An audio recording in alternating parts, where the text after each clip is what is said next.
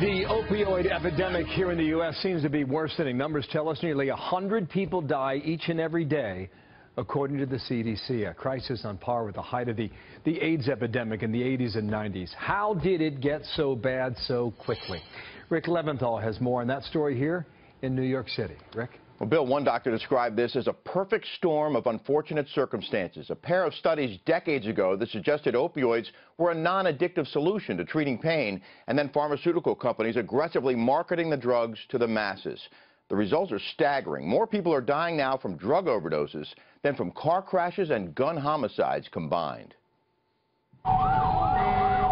On any given day, the Warwick, Rhode Island Fire Department's Rescue 1 rolls on a dozen calls. Traffic accidents are routine, and so are overdoses on opioids like heroin, fentanyl, and oxycodone. And we spray this up into the nostril. Rescue Lieutenant Henrik Dunleavy shows one of the methods for administering Narcan, a life-saving drug for opioid OD. He's seen a dramatic uptick in addict rescue calls in his 17 years on the job, and sometimes saves the same people over and over again. Next week you come back, and there they are again. And you hit them again when I get back. I'm like, what are you doing?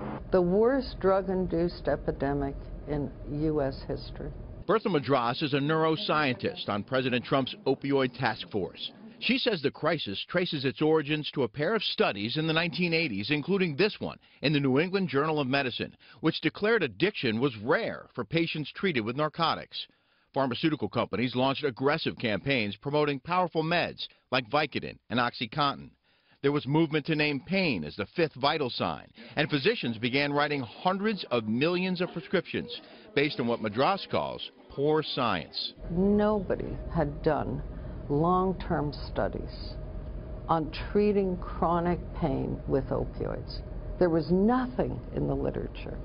Treatment facilities are now being forced to expand because they don't have room for all the addicts. And if people don't get help, they often wind up dead. You can watch our full report on FoxNews.com. Such an important issue, too. Rick, thanks. Rick Leventhal here in New York on that.